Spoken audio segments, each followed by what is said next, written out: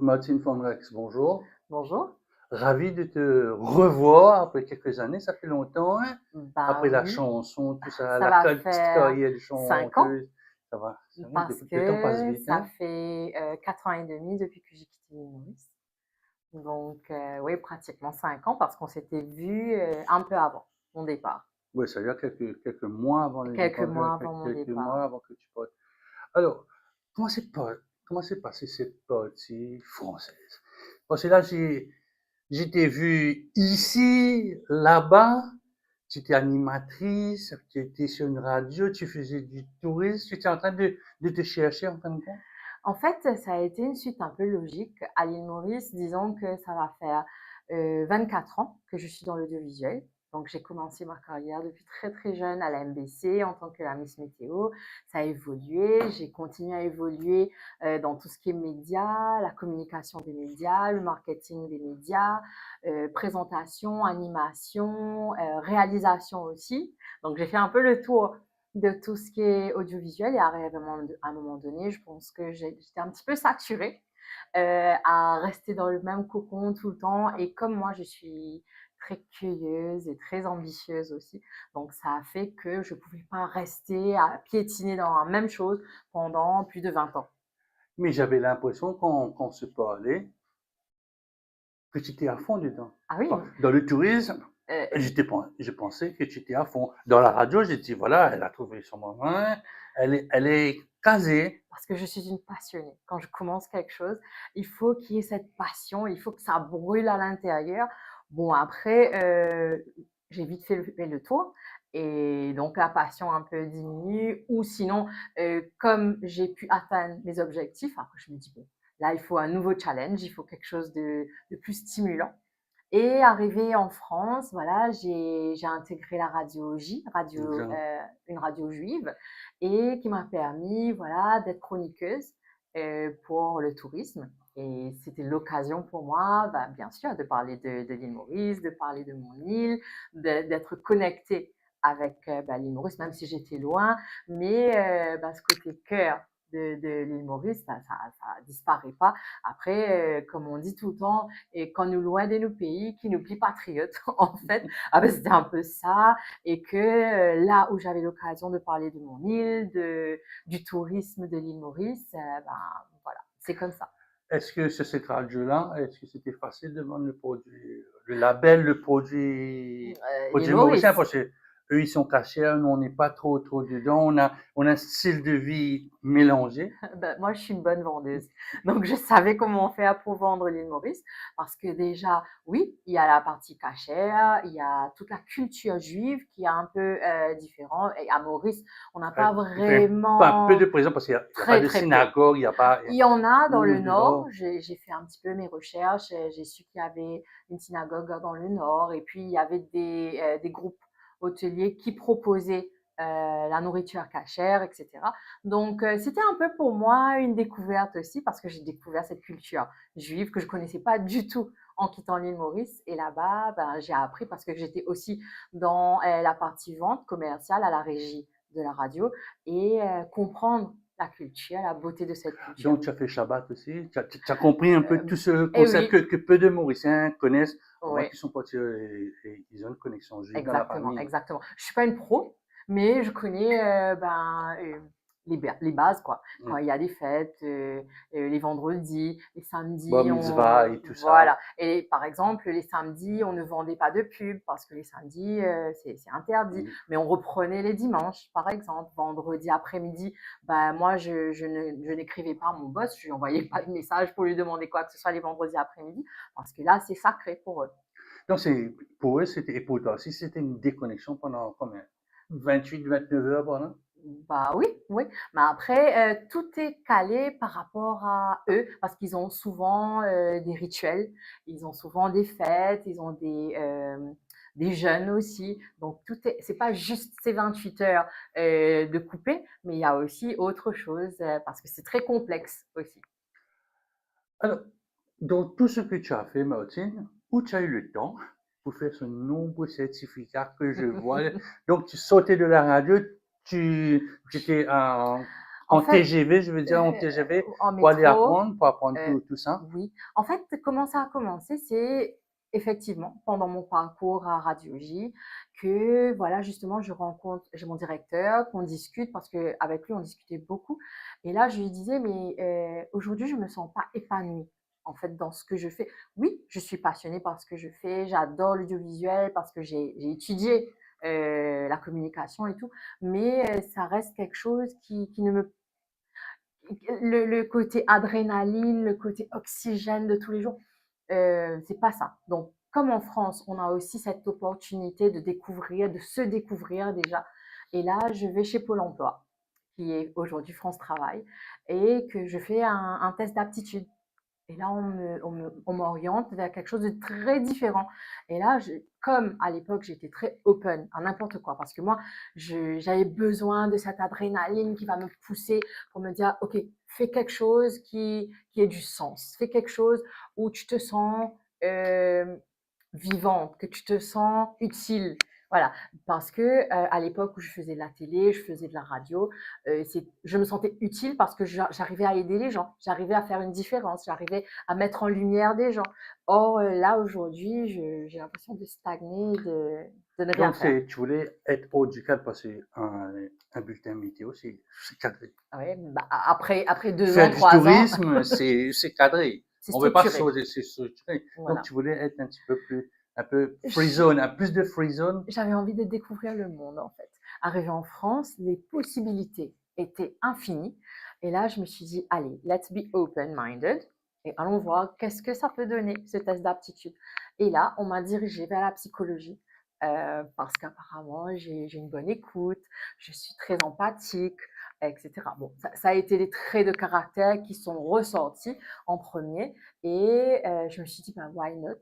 Et là, je me suis dit: «Bah, moi, je ne ferai pas de longues études de 5 ans, ça c'est hors de question». Et là, je me suis dit: «Avec, l'hypnothérapie de 2 ans». Là, tu choisis d'être membre de l'association d'hypnose francophone. Donc, tu as le monde français dans ta main. C'est un choix aussi. C'est un choix. C'était voulu parce que moi, je voulais quelque chose qui puisse faire la différence. Je ne voulais pas faire un petit cours en ligne. J'aurais pu en 4 mois, en 5 mois, c'était fait. Mais je voulais avoir la reconnaissance. Une reconnaissance et qui soit légitime aussi. Parce que souvent, quand on change, on fait une reconversion professionnelle, on a le syndrome de l'imposteur. Donc, je me suis dit, ah, est-ce que je suis à la hauteur? Est-ce que je suis légitime? Est-ce que, trop de est-ce que. Et là, je me suis dit, OK, pour arrêter les est-ce que je pourrais, est-ce que c'est ça. Et là, je me dis, OK, on prend quelque chose qui soit reconnu internationalement et qui est reconnu principalement en France parce que on touche toute la francophonie Donc là, tu es devenue praticienne supérieure en hypnose clinique thérapeutique. thérapeutique. Le but est atteint. Il y a encore, je sais pas, un PhD. Moi, je sais Si, pas. si, si. Il y a encore plus, ça? Oui, il y a le masters. Mhm. Donc, je compte faire le masters peut-être l'année prochaine. Bon, bah, si mon mari regarde, il va me dire encore quoi apprendre Encore, et là. après, Parce que depuis que je suis en France, j'ai pas tu n'as arrêté. fait que ça. J'ai fait plein de formations, j'ai même fait le marketing digital, je suis passée par le e-commerce, par le copywriting et finalement, La voix. j'ai trouvé ma C'est une voie. question d'argent. Peut-être la question est indiscrète. Est-ce que c'est le tournant de la vie? C'est Parce la que crise de la la quarantaine. quarantaine, je ne voulais pas dire cela, mais est-ce que c'est ta crise de la Je pense. quarantaine? C'est Je le pense moment de dire, bon, bye bye tout le monde, je vais être mon boss. Moi aussi, je suis passé à par là. 40 ans, en fait, c'est vrai, j'ai fait une vraie crise de la quarantaine où pour moi, le monde s'était effondré parce que je me suis dit: «Ah, tu eu 40 ans, qu'est-ce que tu as fait de ta vie?» Et pour moi, la carrière, audiovisuelle, je pense qu'elle était un peu saturée. Ça faisait plus de 25 ans que je suis dans ce métier et ce côté adrénaline que j'avais au départ, A fait place à l'habitude. l'habitude, un peu, c'était un peu trop facile en fait. La facilité, par exemple, quand je vais monter sur un podium, je vais commencer à expliquer, à parler, à présenter quelque chose.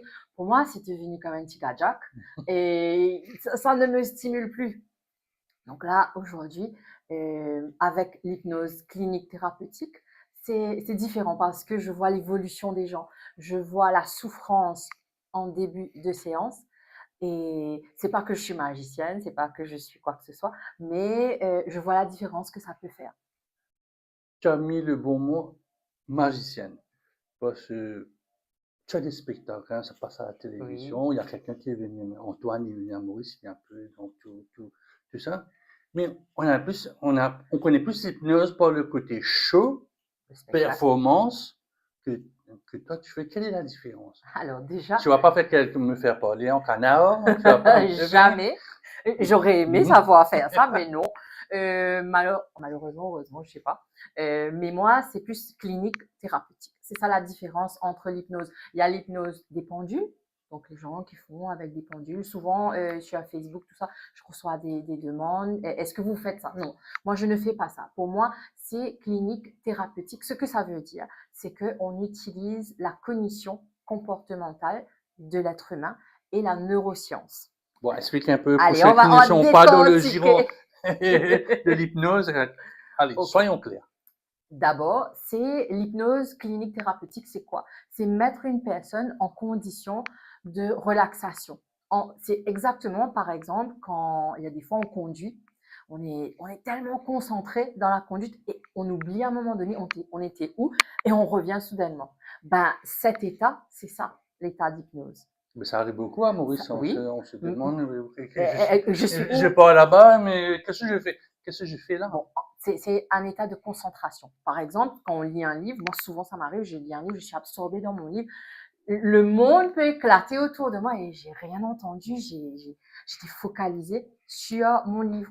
Donc c'est dans cet état-là que je mets la personne pour qu'elle puisse être focalisée, que son cerveau puisse être réceptif à un apprentissage nouveau. Ça veut dire désapprendre quelque chose et réapprendre le nouvel Donc, ça y est, apprentissage. on parlait de vidéo, mais une nouvelle couche, quoi. C'est une couche de peinture qu'on Euh, met, c'est un nouveau layer. c'est pas du tout un layer, au contraire. On vide, On on vide, nettoie on nettoie, d'accord? déjà. Par exemple, je prends un exemple, les médicaments vont traiter le corps. Et moi, je vais traiter plus les émotions, les sentiments. Par exemple, quelqu'un qui a un trauma. Les médicaments vont aider la personne pour gérer, par exemple, ses crises, pour gérer son sommeil, etc. Mais le trauma, c'est passé. Comment on le guérit? Les médicaments ne peuvent pas guérir les émotions. Donc, à travers la thérapie, on peut guérir Mais les émotions. quelqu'un qui prend du Xanax, Oui. tous ces produits Les qui sont anxiolytiques, nuls, oui. Est-ce ils peuvent faire ça en même temps exactement. une séance avec toi? C'est exactement ça. En fait, moi, je travaille en collaboration avec des psychiatres, des psychologues, parce que souvent, il y a la partie pharmacopée qui est très bien, que le médecin prescrit les médicaments. D'ailleurs, moi, je travaille là, j'ai pas mal de patients comme ça, que voilà, ils vont voir leur psychiatre et qui donne les médicaments. Et en fonction des médicaments, du dosage, etc., moi, je fais la partie thérapeutique. Qu'est-ce que ça soigne, hein? Et avant de rentrer dans les pathologies, qu'est-ce que ça OK. soigne? Ça soigne la personne, Le stress, le stress, l'anxiété, le les moi phobies, intérieur, la confiance en sur soi. soi. J'allais Voilà. Et en ce moment, à Maurice, ce que je vois, c'est très, très, très commun. La perte du self-esteem. Et ça, c'est un peu la clé de beaucoup de choses. La perte du self-esteem parce que ça crée des blocages, ça empêche les gens d'avancer dans leur vie, ça empêche les gens d'avoir confiance en eux-mêmes, de savoir qu'ils peuvent faire un travail. Par exemple, dans la vie professionnelle, ça bloque dans la vie professionnelle, ça bloque dans la vie personnelle. Souvent, on voit les divorces, les cassures familiales, etc. C'est souvent lié à ce self-esteem. mais ça commence où? Ça commence à la maison, les parents, parce que quand je regarde un peu, on n'est pas sur les mêmes personnes, mais les cas doivent être similaires. Papa, maman, tu n'es pas capable de faire ça, tu peux pas droit de faire ça, tu peux pas bien faire ça, tu ne suffit pas faire ça. Ou c'est le mari. Donc, on connaît beaucoup de garçons, de fiancés qui cassent les filles. Et Bon. est-ce que ça vient là-dessus? Ça vient un peu Il faut pas là-dessus. trop culpabiliser les gens. Moi, je suis pas trop dans cette optique de dire avoir un scapegoat. C'est à cause de celui-là, à cause de ça. Non, moi, je pense plus que c'est un travail à faire sur soi d'abord, parce que pour que cette personne a pu te casser, c'est que tu lui as donné aussi l'occasion de le faire.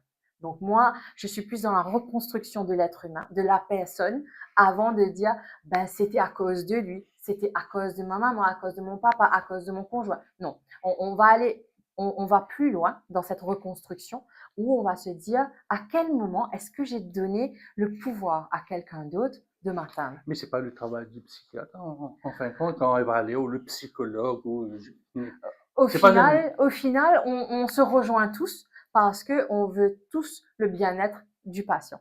Le bien-être, ça vient de son mental, ça passe par le physique aussi. Donc, moi, je vais pas dire que on va substituer qui que ce soit. Chacun a ses spécialités. Mais Chacun, ça overlap à un certain on moment. travaille en collaboration. Moi, je travaille en collaboration avec eux parce que, par exemple, un psychiatre qui ne peut pas rentrer dans les émotions, il ne peut pas, par exemple, s'il y a eu un viol, il y a eu un abus, par exemple, il peut traiter avec des médicaments, mais moi, en thérapie, je vais plus loin. Je vais reconstruire la personne. Je vais expliquer à son cerveau que c'était un trauma et qu'aujourd'hui, they can let go. Bon, je vais poser la question, quelle pathologie que c'est ici? Tu viens de parler de viol, de sentiments, de Tout ce qui est rupture amoureuse, émotionnel, tout ce qui est émotionnel, par exemple, alors on va parler de rupture, plus de deuil. Oui, ça c'est Le deuil est quelque chose mal vécu. très mal vécu. En fait, c'est le cerveau qui a mal perçu l'expérience ou peut-être pas exactement mal perçu, mais n'arrive pas à digérer, n'arrive pas à accepter. Et c'est à travers la thérapie, on accompagne les gens pour pouvoir accepter, accompagner ces gens à faire le deuil déjà. Après, il y a des ruptures amoureuses aussi qui est un peu comme ça. Et on ne fait pas de désensibilisation de la personne, on fait une désensibilisation de la situation. Donc, afin que la personne puisse mieux accepter et se reconstruire déjà. Parce que moi, mon but, c'est toujours de mettre la personne en avant, en premier. Mais c'est aussi une question d'être coupable. Culpabilisation, du divorce, du deuil. Parfois quand j'écoute des proches ou des amis, donné, moi qui en tout, c'est motilant, c'est pas que ça. Tout le temps on entend ça. C'est ça le but de la Même thérapie. pour des femmes qui sont divorcées, ben, elles ne veulent pas se remettre en couple pour la simple raison que n'ont pas envie de souffrir. La thérapie, elle est faite pour ça. La thérapie, elle est faite pour, entre guillemets, reprogrammer l'esprit, reprogrammer le cerveau, pour faire comprendre au cerveau que c'est pas parce que j'ai eu une mauvaise expérience que toutes les expériences après seront mauvaises. Donc ça, c'est la thérapie qu'on fait en hypnothérapie clinique. Mais est-ce que dans tes études, tu as trouvé les raisons pourquoi on reste bloqué?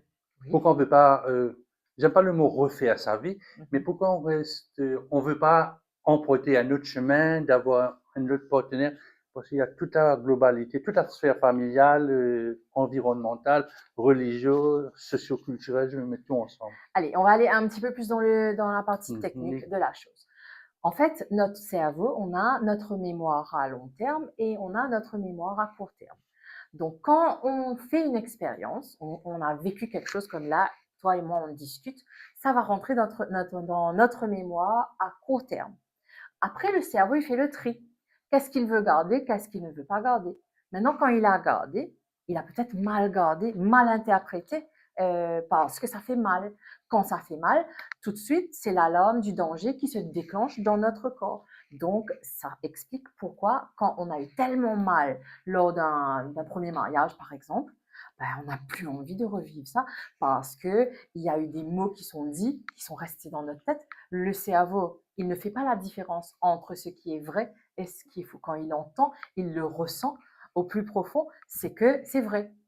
Et c'est ça que souvent, on a mal appris les choses. Et en thérapie, moi, je viens désapprendre ce côté mauvais apprentissage et réapprendre un nouveau apprentissage. On sait que la mémoire, elle est chimique. Oui. Donc, comment tu vas casser C'est cette chimie? Comment on casse cette chimie-là? Parce là, qu'elle est là, elle va revenir. Bon, je me suis fait arranger, c'est comme si une voiture, tu as payé avec ta voiture, tu sais où est la bosse, mais tu la regardes tout le temps, tu dis regarde, oui. mais tu risques la prochaine fois que notre voiture tape dans la même Exactement. place. Mais là, en thérapie, moi, je donne des outils pour pouvoir s'armer pour que la prochaine fois, quand ça tape, On fait comment? On ne s'effondre pas. Par exemple, on reprend le poil de la bête, on a des outils maintenant, le cerveau aussi a réappris certaines choses qu'on a mal appris au départ. Donc, c'est tout un encadrement de la psychologie et aussi de ses émotions à l'intérieur. Donc, tu fais mettre des barrières. Disons, si c'est un homme, si c'est une femme, et si tu fais Des trucs une barrière, constructifs. oui, non, tu construis des barrières, donc il ne faut pas aller se jeter dans le bois comme si c'est le nouveau. C'est très tailor-made, c'est en fonction de la personne. Par exemple, la barrière que toi, qui te fera du bien, n'est peut-être pas la bonne barrière pour le voisin. Par exemple, quelqu'un d'autre qui a du mal avec, je sais pas, un parfum. Mais toi, ça marche très très bien avec toi. Donc, tout est vraiment tailor-made par rapport à l'identité même de la personne. Le sens olfactif aussi, Oui, il c'est y a ça. beaucoup d'émotions, il y a beaucoup de mémoires. Et je peux te dire, parfois, tu sens le parfum, tu dis ça à une personne du passé, ça peut Exactement. faire mal en quelques secondes. Mais ces quelques secondes-là, c'est dangereux. Tu peux perdre la boule pendant microsecondes, millisecondes, je ne sais pas combien. Ça aussi, ça compte dedans. Exactement. Dans ma thérapie, j'utilise énormément des huiles essentielles. D'ailleurs, je viens tout juste d'avoir mon diplôme d'aromathérapie. Ah, Que encore j'ai un. pas, oui, ça, je viens de l'avoir la semaine dernière. Ah, c'est bien. Donc, je fais aussi de l'aromathérapie avec les séances. Je mélange un peu tout ce qui est bougies et huiles essentielles. Donc, d'ailleurs, Mhm. voilà, tu as un petit sample qui est là, que je fais. Donc, il y a pour l'insomnie, tu as C'est quoi ça va? euh, Rex, T-Rex, non? non, c'est toujours de thérapiste. Mrex, non, au moins Mrex. Donc là, tu peux sentir si tu veux. Après, voilà, là, ça c'est pour l'insomnie et je fais des tests. Et en thérapie, les gens, par exemple, qui n'arrivent pas à dormir, je le mets, ils s'habituent à cette Tu senteur, crées l'ambiance, je quoi. crée l'ambiance et que après, quand ils rentrent chez eux, ils peuvent Recréer, recréer ça et dormir tranquillement. Donc, il faut une préparation. Bien sûr, Mais comment, avant de franchir la porte, de venir ici, est-ce qu'il faut se préparer? On ne va pas venir ici, on va voir un médecin, on dit, voilà, j'ai mal à la tête, donnez-moi 2 Panadol, et tu parles. Là, est-ce qu'il faut se préparer? Parce que la personne aura peur. définitivement. L'hypnose, qu'est-ce que je veux dire? Qu'est-ce que je vais dévoiler? Comment va se passer cette première séance? Alors, la première séance, comment elle se Comment ça se passe? passe? Allez, d'abord, il y a déjà ce côté de prise de rendez-vous. Quand la personne, généralement, ils m'appellent tous. Donc, on discute pendant une bonne quinzaine, vingtaine de minutes pour que je puisse les rassurer. C'est quoi l'hypnose? Déjà, l'hypnose, je rentre pas dans la tête des gens. Je ne peux pas déchiffrer des secrets. Je ne sais pas faire ça et donc j'explique. Après, il y a un SMS qui part avec tout, avec les instructions, la localisation, etc. Comment se préparer avant de venir. La préparation, elle est plus mentale qu'autre chose. Donc, se préparer, de se dire, je vais passer un très bon moment. Je vais me détendre. En fait, c'est une thérapie qui est axée sur la détente. Donc, on vient ici et après, je prends, pour la première session, il y a au moins une 15 à 20 minutes d'évaluation où on discute. Là, et c'est de fouiller, de comprendre et d'évaluer le trouble ou le problème que la personne fait face. Et par la suite, moi, à ce moment, je prépare ma séance en fonction des troubles de la personne. Donc, après là, on le met, généralement, je pensais que c'était assez chill. Tu mets la personne en position horizontale, Horizontale, allongée. la Alors, qu'est-ce qui se musique, passe Ah, il y a aussi de la de la musique. musique et l'aromathérapie en même temps. Donc pendant la séance, je mets les arômes qu'ils ont choisis, qui lui font du bien déjà, la musique, et après Causerie. ils sont guidés par ma voix. Donc, A1, A2, A3, comme. Non, Non, non, parce ça que se fait pas comme ça. c'est Non, c'est juste que, par exemple, en début de séance, je dis, bah, vous respirez, puis vous vous détendez. Quand vous vous détendez, c'est toute la tension qui sort. Et après, j'ai l'oxymètre. Donc, je suis obligée de mettre mettre ça. l'oxymètre. Je vérifie le pouls, je vérifie l'oxygène dans le sang. Non? Donc, tout est fait en fonction. Je regarde mon oxymètre, si ça monte, si ça descend. Et c'est Donc, très scientifique. est-ce que cette personne-là doit apporter un certificat médical? Si Si elle a fait un bilan sanguin il y a quelque temps, qu'elle a une copie avec elle, sanguin, ça pas peut servir, forcément. hein? Sanguin, pas forcément, mais bien souvent, c'est des bilans psychiatriques qui me ramènent et pour que je puisse voir c'est quoi les médicaments qu'ils prennent en ce moment. Avant la séance, s'ils ont pris un médicament trop fort, Faut je ne peux faut pas pas faire de faire. séance. Il faudra attendre, prendre un autre rendez-vous. Et puis, et après, bien souvent, de comprendre les pathologies, Ouais. de quoi ils souffrent, etc. Et là, en fonction, moi, je travaille ma stratégie. Est-ce que c'est dangereux? Non, pas du tout.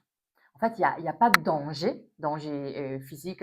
Personne ne va mourir sur mon couch, ça, c'est Pas sûr. René? Personne ne va partir ailleurs et ne reviendra pas d'ici. Donc, ça n'a rien à voir. C'est quelque chose, voilà, comme il y a l'oxymètre. Par exemple, si on travaille sur une phobie, par exemple, la personne a une phobie d'araignée, je vais l'exposer à l'araignée. Si le cœur s'emballe trop, ben j'arrête, je diminue. Donc là, on arrête, je calme la personne et après, s'il faut reprendre, on reprend. Donc en termes de danger, c'est tout ce qu'il y a comme gros danger. C'est juste que à un moment donné, le cœur peut battre un peu plus vite que d'habitude, mais ça, après, je le redescends. Donc, avec l'oxymètre, tu as la possibilité de voir le rythme cardiaque. Le rythme cardiaque, l'oxygène dans le sang et tout est contrôlé. Tout est contrôlé pendant toute la session. Je note pour savoir quel élément voilà, qui lui fait du mal, quel élément qui lui fait du bien. Et puis souvent, pendant la séance, il y a des gens que la mémoire ressurgit, qu'ils revoient des choses, etc. Et moi, j'ai déjà vu sur l'oxymètre qu'il y a un truc qui s'affole. Ouais. Donc déjà, il faut le diminuer. Voilà, Donc, si elle va trop, je tu diminue. l'arrêtes. Donc, il y a pas de danger. Pour répondre à la question, le danger, il y a quasiment aucun danger parce que c'est mettre quelqu'un dans un état de relaxation où il se sent bien, où le cerveau arrive à comprendre ce qui se passe. C'est fait à base de, tu poses des questions ciblées pour savoir, ou bien tu... Pendant l'évaluation, on pose toutes les questions et pendant la séance, personne ne parle, il n'y a que moi qui parle et la personne écoute. Elle ne répond pas. Donc, c'est une thérapie tranquille. Une thérapie de l'écoute, quoi. De Oui, l'attention, de l'écoute, mais de la on active concentration de la aussi. concentration, surtout de la concentration. Mais est-ce qu'on peut rester bloqué, ta patient peut rester bloquée sur quelque chose, elle voulait dire quelque chose, mais tu l'as, tu l'as bloquée, elle est bloquée. Bah, Non. après la séance, on a aussi On cette a un partie de débrief, feedback. un feedback, on fait un petit débrief, elle va me dire là, là je me suis sentie un peu mal, là j'ai pas pu voir ce que tu me disais, là par contre j'ai été libérée, etc. Donc moi je note tout pour que la prochaine séance, on puisse retravailler sur ces éléments-là. Quel est l'élément de confidentialité? On va rentrer un peu. Oui, Là, ben tu vois, tu as toutes choses. Étant donné, moi, je pensais que là, tu parlais, non, bon. non, pas du Non, tout. mais quand tu as des éléments dans ta préparation de la séance, post-séance, l'élément de confidentialité, Ben, est-ce que c'est important? extrêmement important. D'ailleurs, par exemple, si j'ai un conjoint qui vient me voir et après, il y a l'autre conjoint qui voudrait venir me parler de quelque chose, je n'ai pas le droit de divulguer quoi que ce soit de ce qui a été dit entre nous, sauf avec la permission de la personne. Mais sinon, même pendant cet entretien à trois, je demande tout le temps, est-ce que tu es d'accord que je parle de tes troubles? Est-ce que tu es d'accord que je discute de tes symptômes? Est-ce que donc c'est toujours Mais parfois, il y a ce phénomène, Martine, de négation. Pas moi, ça, mais ça sort. Mais est-ce que dans ce dialogue à trois-là, il y a quelqu'un qui va accepter au moins ça des phobies, des traumas, des émotions négatives? c'est ça que je fais en thérapie quand il y a une minimisation ou une maximisation du trouble. Donc c'est ce que je travaille aussi en thérapie pour que la personne puisse prendre conscience elle-même déjà que l'autre ne comprenne pas. Si c'est une maximisation, une minimisation, comme je dis tout le temps à mes patients, je dis, ce que vous pensez, c'est pas important. Ce que mon patient pense qui est le plus important, c'est sa perception de la chose qui importe. On a parlé de décès, De de phobie, divorce, d'angoisse, de deuil. accepter ou de deuil des parents, c'est plus difficile. Deuil d'un Oui. conjoint, c'est encore plus difficile. Ma Et question d'un est-ce que, enfant, hein? deuil d'un De- enfant oui, aussi. c'est encore, Ça, c'est la pire des choses pour un voilà, parent. exactement. Parce que on est supposé les enfants enterrent les parents, c'est pas les parents qui enterrent les Voilà. enfants. Ça, c'est un dogme que tout le monde sait. Est-ce que le Mauricien, il était angoissé? Je vais dire quelque Réponse oui, chose. très. Pas pour blesser qui que ce soit ou offenser qui que ce soit, mais à Maurice, après 4 ans, 4 ans et demi, mon retour à l'île Maurice, d'ailleurs, c'est un petit peu ce qui m'a motivée de rentrer au pays.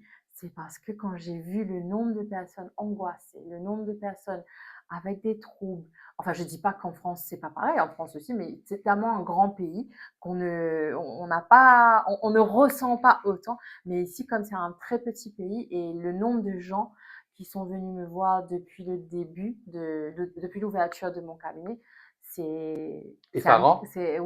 inquiétant. C'est inquiétant parce que ben, je peux te dire, j'ai des patients tous les jours, tous les jours. Et là, je repars dans pas longtemps et j'ai déjà des bookings pour mon Le retour. retour. Donc, je pense que oui, les Mauriciens, ils ont besoin. Après, il y a des gens qui n'ont pas forcément des troubles, mais qui ont besoin de parler. J'ai plusieurs patients comme ça qui sont venus, pas parce qu'ils ont besoin de guérir d'un trouble, mais ils ont besoin d'écoute. Ils ont besoin de cette empathie, ils ont besoin qu'il y ait quelqu'un d'objectif et neutre qui les écoute. Ils sont disposés à payer pour avoir une écoute, avoir quelqu'un qui ne les juge pas. Parce que moi, dans l'écoute, j'aiguille les gens. Je ne donne pas de réponse, je ne dis pas ce qu'il faut faire, mais je t'aiguille, je te dis, écoute, là, pose-toi cette question. S'il y a ça, tu fais quoi? Option A, option B. Donc ça permet de, comme je dis, on remet de l'ordre dans la tête. Il y a certaines personnalités, ils vont venir voir un psychiatre, psychologue ou bien Oui. toi-même pour prendre une décision. Est-ce que tu l'aides Souvent. à faire ça? Ils savent qu'ils vont prendre une décision, mais Mhm, ils savent pas balancer le pour, le contre, parce qu'il y a beaucoup de facteurs à Maurice, mhm. hein. On est dans une situation assez particulière à Maurice. Donc, tu peux aider cette personne à travers l'hypnose thérapeutique à prendre cette décision-là. Je travaille déjà par rapport à sa confiance en lui-même, de se faire confiance, de pouvoir prendre des bonnes décisions. Ça, c'est déjà la chose, la première chose. Deuxième, quand on vient me voir pour prendre une décision, c'est pas moi qui vais prendre la décision. Moi, je peux juste mettre de l'ordre dans la tête, poser des questions, classer des idées, de dire cette idée-là, ça c'est dans tiroir numéro 1. Sa deuxième idée-là, c'est dans tiroir Ouais, numéro numéro 2. 2 et tiroir numéro 3. Maintenant, c'est à toi de voir. Est-ce que tu as envie de prendre tout ce qu'il y a dans le tiroir numéro 2, le merge avec tiroir numéro 1 ou pas? Ou sinon, tu brilles tout. Mais ce n'est pas moi qui vais te donner l'astuce ou comment le faire. Je te dis, cette possibilité existe, celle-là existe et celle-là. Est-ce que, je ne vais pas dire si tu arrives, mais la psychologie d'une femme battue. Oui. Excuse-moi pour la question. Com- Comment as-tu réussi de la calmer? Elle est dans une situation compliquée, émotionnellement, physiquement. Comment Alors, l'hypnose va venir aider cette personne-là? Elle a envie de se barrer de la maison, ne plus voir ce type-là, mais pour des raisons économiques, elle doit rester. Alors déjà, mon background, avant de quitter Maurice, j'étais l'ambassadrice de Passerelle. Oui, Donc, cette cause de la femme victime de violences non, domestiques, elle est restée toujours dans mon cœur. Et d'ailleurs, pendant mes études, je me suis un peu spécialisée dans ce côté femme traumatisée, femme battue, femme victime de violences domestiques, parce qu'il y a tout un cheminement et tout un accompagnement.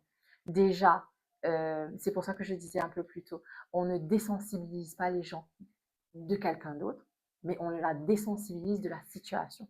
Donc la femme qui a été victime d'abus, victime de violences sexuelles aussi, ça englobe un peu tout ça.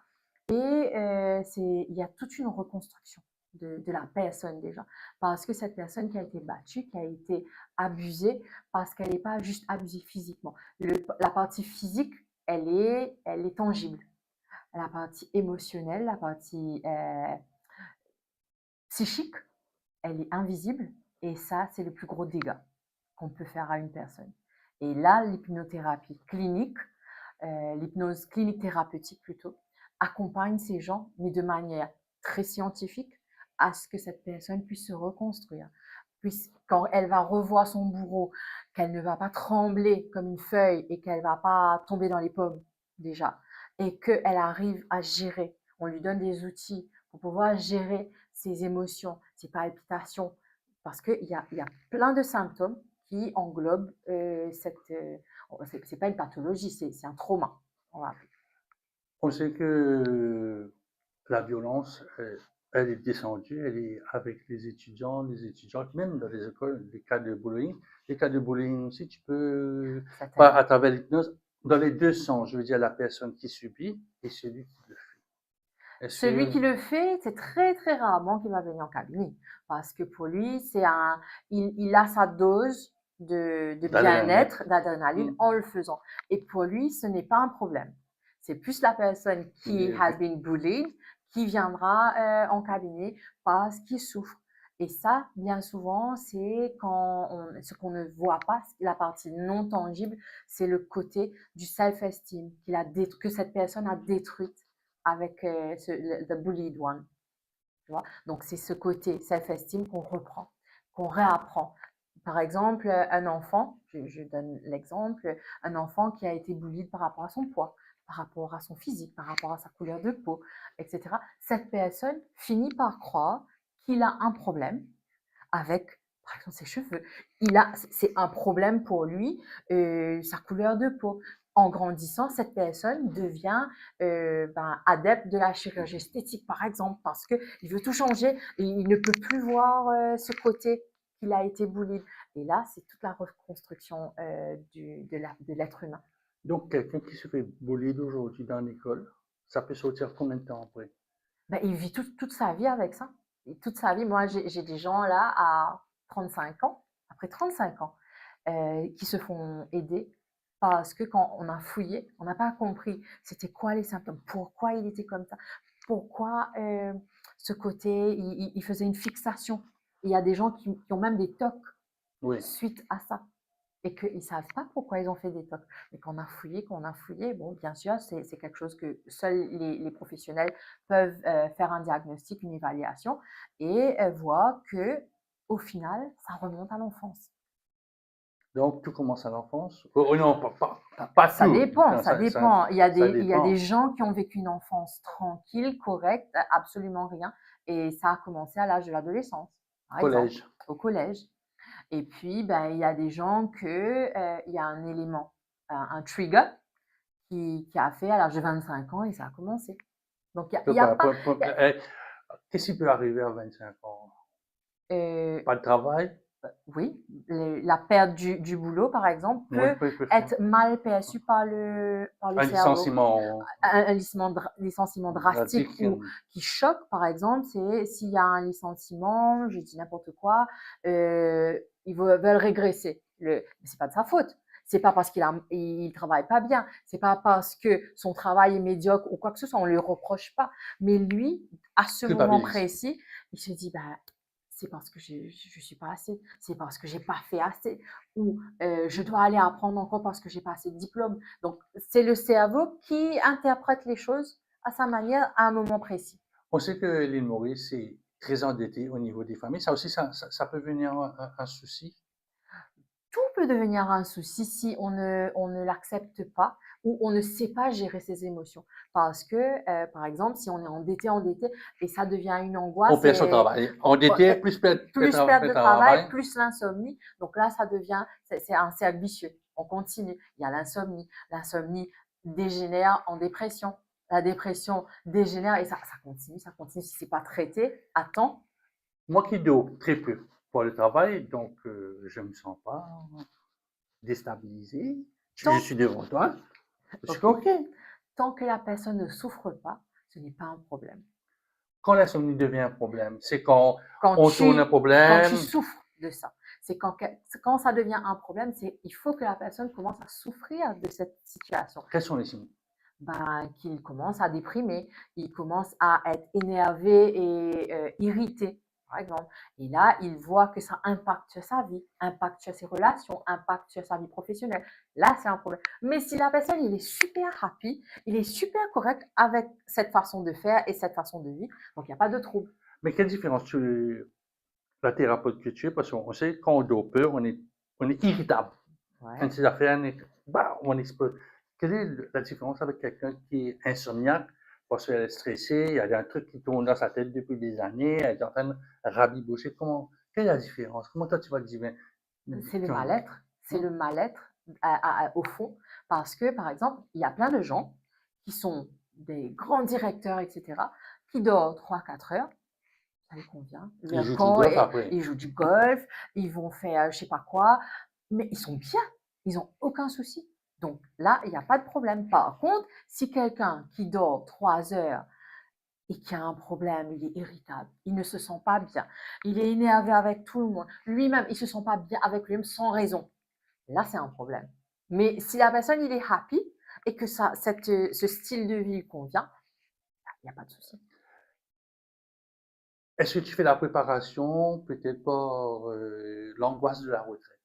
Il y a des personnes qui vont aller à la retraite, certains qui y sont. On ne parle pas du problème qu'il y a dans l'actualité, mais est-ce que tu peux aider quelqu'un qui travaille comme ce directeur, le CEO, lui il va bosser jusqu'à 70 ans, ça c'est sûr, mais les personnes qui, comme si, bon, sont en train d'angoisser parce qu'ils ne vont pas avoir cet argent-là, comment tu l'aides? Alors, il y a déjà cette peur de l'Alzheimer. La peur, quand on va Parkinson, arrêter de travailler, on va perdre la mémoire. Quand on va travailler, on va être diminué. Quand on va arrêter de travailler, il y a toute cette perception que moi en thérapie, donc je casse un peu cette perception parce que c'est une perception.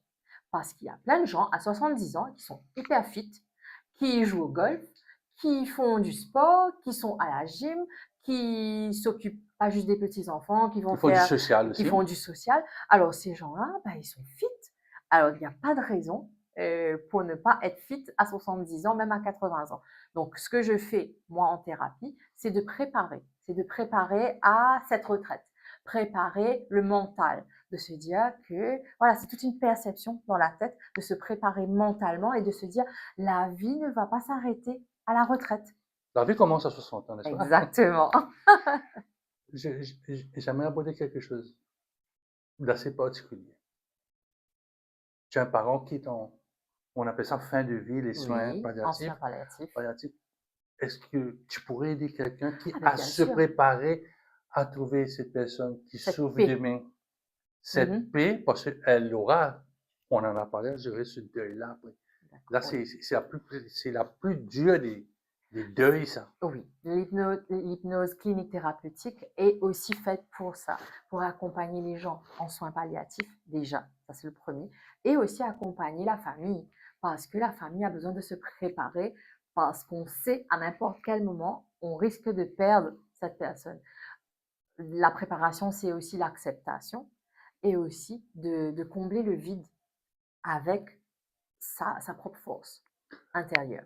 Donc là, tu fais quoi? Tu travailles sur garder les bons souvenirs, garder les bonnes choses qu'on a Et il y a passées toute une... ensemble, ne pas trop penser à Yoline souffert, tu bien fait ceci, tu bien fait cela, bien, Ça, bien souffert. Après, il y a la relation humaine aussi qui est là. C'est une rupture. certainement, la préparation, elle est plus pour la personne. On garde aussi des souvenirs, mais c'est comment elle va se projeter sans la personne. On ne peut pas effacer les souvenirs de quelqu'un qui est parti. On doit apprendre à vivre avec les souvenirs.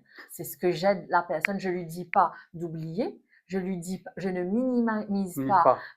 sa douleur. La douleur du deuil est tout à fait normale. C'est quelque chose qu'il faut l'accepter. Mais l'accompagnement que je fais en thérapie, c'est plus d'apprendre. Allez, on va apprendre maintenant cette nouvelle vie sans cette personne, comment on fait, comment on se projette, comment on peut toujours avoir des projets à l'avenir, comment on arrive à trouver le sourire, comment on arrive quand même à vivre parce que la vie continue.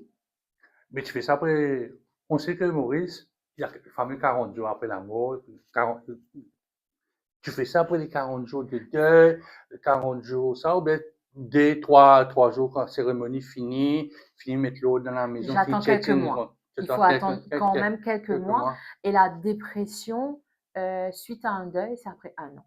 Parce que la norme, normalement, une personne qui fait une dépression après un deuil pendant la première année, c'est tout à fait normal, c'est le process. C'est un process normal. Passer 1 an et que la dépression s'amplifie, là, je le prends en thérapie. Qu'est-ce que c'est que ça? C'est la culpabilité encore? C'est la non-acceptation de la situation. Le cerveau, il n'arrive pas à process. Et donc là, il faut accepter. Il y a plusieurs phases dans le deuil. J'allais te poser la question what next, mais tu m'as répondu. Alors, en quelques mots, c'est quoi l'aromathérapie? L'aromathérapie, c'est éveiller les sens à travers les arômes. Et pour calmer, par exemple, moi, je me spécialise principalement pour calmer les troubles. Par exemple, l'insomnie, par exemple, l'angoisse, par exemple, les anxiétés. Il y a aussi les gens qui veulent juste se détendre, l'évasion sensuelle. Donc, Ah, souvent, ça aussi, hein? oui, une évasion sensuelle, ce que c'est que souvent, on n'est pas malade, on est au bord du burn-out, on est hyper fatigué, le corps n'en peut plus, mais on n'est pas arrivé vraiment au burn-out. Là, moi, je préconise une évasion Mhm. sensorielle et avec l'aromathérapie où on arrive à se détendre, on arrive à se décompresser déjà, mais c'est un moment pour soi. C'est pas quelque chose qui se fait en groupe, c'est pas quelque chose qui peut se faire éventuellement en couple, et encore, mais ça reste toujours quelque chose que de prendre soin de soi. Comment tu expliques je ne vais pas aller rentrer dans le burn-out, les raisons. Comment ça peut calmer quelqu'un qui est au bord du burn-out? Bah, de prendre déjà du temps pour Du temps. soi, apprendre à respirer. La respiration, mine de rien, les gens, ils pensent que c'est un peu un truc mystique de yoga, de méditation, etc. Ils utilisent tous la respiration parce que la respiration, c'est le centre de tout. En respirant, en prenant le temps de respirer et d'écouter son corps, donc c'est déjà un premier pas. Tu m'as parlé, bon, quels sont les senteurs? Bon, on va pas donner les secrets. Quels sont les senteurs, disons, pour quelqu'un qui est légèrement angoissé? Qu'est-ce qu'elle peut sentir? On va dire qu'est-ce qu'elle peut prendre. Il y a Il y a plusieurs plusieurs. huiles essentielles qui sont recommandées, sauf que moi, je n'utilise pas ce qui se vend dans le commerce traditionnel. Je les prépare moi-même Donc, parce tu es que aussi je... pharmacienne, Non, non, je suis ou bien un peu. aromathérapeute qui fait mes propres mélanges d'huiles essentielles. Donc, si on veut être relax, allez, quelques tips. Si on veut une journée très difficile, j'ai pas envie de voir mon médecin, j'ai pas envie de venir dans son bureau, je vais me relaxer, les enfants sont pas là, bonne femme pas là, ou bien c'est tout le contraire. Qu'est-ce que je peux sentir pour être relax? Bah, déjà, la Je coupe la lavande. télévision, je coupe mon portable, je coupe tout ce que tu veux. Qu'est-ce qu'il faut? Qu'est-ce que je... Après, ça dépend de Ça ce dépend que de la les gens personne. aiment. Mais souvent, moi, j'aime bien tout ce qui est à base de lavande, de patchouli, de vanille. Donc, ça, c'est un peu mes bases. Ça, ce sont des produits un peu plus ou moins connus. La vente, on en a sur le Tu linge. tu m'as demandé ce que j'utilise. Oui. Mais je ne te donnerai pas la recette, bien évidemment, de ce que moi Et c'est des j'utilise. formules pour des enfants hyperactifs, ceux qui sont à 8 heures Bien du sûr, soir, qui sont ravis, ils sont en train de courir. bien Et sûr, c'est qu'est-ce que c'est? naturel. C'est Hum, naturel. Après, ça dépend de. Il faut voir la personne. Ah, bon, il faut vraiment. Parce que les enfants, c'est un petit peu plus délicat. On ne donne pas n'importe pas de quoi. pas. Par exemple, tout ce qui est menthe, poivré, etc. On ne donne pas du tout aux enfants. Moi, j'évite, en tout C'est cas. généralement des potions, on donne on prend ça, il va se Mais, calmer. mais moi, je ne traiterai pas un enfant hyperactif par rapport à l'aromathérapie. L'enfant hyperactif, il y a d'autres solutions. Et, Hypnotique? et Hypnotique, là, ça? aussi, pour les enfants, surtout, moi, ce que je fais en hypnose clinique thérapeutique, c'est la focalisation. Ça veut dire un enfant qui n'arrive pas à se concentrer en classe, qui n'arrive pas à focus sur ses études, qui n'arrive pas à réviser. Donc là, en hypnose, on lui apprend à se focaliser. Dernière question, est-ce que tu serais disposée, Martine, d'aller dans les collèges, on parlait d'angoisse, bullying, tout ça, à les aider, ces jeunes-là? Ah, bien évidemment, Gratuitement, enfin, bien ton plan sûr. CSR, on va mettre ça côté CSR. C'est déjà un peu à quoi je réfléchis, à mon retour. Mon souhait, ce serait de faire un jour de bénévolat ou une demi-journée de bénévolat là où on a besoin de l'accompagnement psychologique, thérapeutique. Et pourquoi pas? Oui. Si le ministère te contacte, tu dis, bon, voilà, on a des cas, il faut calmer un peu à droite Ah et beh, à avec gauche, plaisir. Le but de faire ce métier, ce n'est pas, un business. Le but de faire ce métier, c'est d'aider les gens, c'est d'aller à l'écoute des gens, c'est de vraiment comprendre, c'est où se trouve le mal. Et pour moi, la satisfaction personnelle dans ce métier-là, c'est vraiment de voir le résultat. Comme par exemple, là, avant de partir, j'ai déjà, 3-4, patients qui sont arrivés à terme de la séance et que la personne que j'ai vue qui rentrait dans mon cabinet le premier jour et le dernier jour, mais c'est le ciel et la terre. Une personne qui a souffert, par exemple, de plus de 35 ans de dépression, en 4 séances, 5 séances, elle est guérie. Mais tu es magique alors. Non, je suis pas magique. C'est la Tu es magicienne thérapie. alors. C'est la thérapie qui fait. Par exemple, j'ai quelqu'un qui a une phobie depuis 5 ans, qui a terminé sa session il y a Quelque temps. avant-hier, quelque chose comme ça. Ben, il n'y a plus de phobie. Plus de phobie. Il y a pas de trace. On dirait qu'il n'avait jamais eu de phobie. Et pour moi, c'est ça ma plus grande satisfaction, c'est de voir mes patients, comment ils rayonnent aujourd'hui, comment la vie, ils ont repris une liberté. Ma cliente, elle me dit, je vais retrouver une deuxième jeunesse. C'est important pour toi de faire le before et l'after. Ah oui, parce que surtout en thérapie, en hypnose clinique thérapeutique, on a un début et on a une fin. C'est pas que quelqu'un vient en thérapie et il ne sait pas quand ça va finir. Donc, pour moi, ça va durer peut-être 3, 4, 5, maximum 6 séances en fonction du trouble. Après ça, il ne doit pas être addict à moi maintenant. Il faut qu'il puisse s'en sortir tout seul. Je lui donne des outils pour qu'il puisse s'en sortir. Par exemple, la vie, elle n'est pas faite tout le temps en rose. Il y aura des ups and downs dans la vie et que quand ces moments-là arrivent, ils savent quoi faire, ils savent comment se reprendre en main, comment rebondir, comment se relever. Parce que l'idée n'est pas de venir chez moi toutes les semaines, parce qu'il faut faire de la place pour les autres. Martine, congrès, bon voyage premièrement, parce que Merci. j'espère pas dans 5 ans. Dans un mois, je Moi, serai de retour. Non, nous, on fera Oui, une bien interview sûr. quand Quand tu veux.